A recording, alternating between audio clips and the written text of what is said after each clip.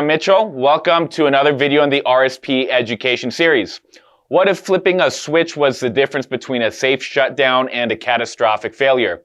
In this video, we're cracking open the disconnect switch, literally and figuratively, to uncover the powerful components inside that keep your operations running safely.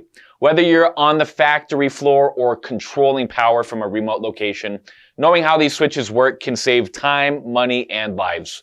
Stick around as we break down contacts, arc chutes, visible versus non-visible blades, and even how enclosure ratings could mean the difference between total protection and costly damage.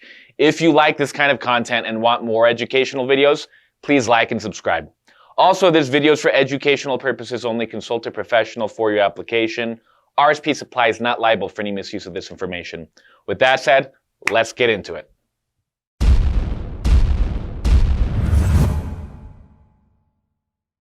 So let's start by cracking open a disconnect switch and looking at what's going on inside. First off, you got contacts. These are crucial parts inside the switch. They are the conductive surfaces that either touch to allow current to flow or separate to interrupt it. In disconnect switches, they're usually designed to handle high currents and need to be tough enough to resist arcing and wear. Good contact design means longer life, better reliability, and fewer meltdowns. Then you got the blades. Think of the blades like the actual switch you're flipping, except much beefier. When you turn a disconnect switch off, you're physically moving a metal blade out of contact with the circuit. These blades are typically made from copper or copper alloys, and they sometimes are silver plated to handle higher currents more cleanly. They're the visible on or off mechanism in many industrial switches. Then you got arc chutes. Whenever you interrupt a high current circuit, it creates an electrical arc, basically a mini lightning bolt. Arc chutes are like arc traps that contain and cool this arc, breaking it down safely. They're made with insulating materials and metal plates to guide the arc away from the switch contacts. Without arc chutes, you'd be replacing your switch a lot more often and potentially dealing with dangerous sparks. Then you have the enclosure, obviously. All these parts need protection from weather, dust, water. That's where enclosures come in. They house the internals and protect them from environmental and mechanical damage. Enclosures also make sure that nobody accidentally touches something live. So let's discuss now manual versus motorized operation. In manual disconnect switches, these are the classic ones. A human has to physically move a handle to turn the power on or off. Very simple, rugged, and easy to use.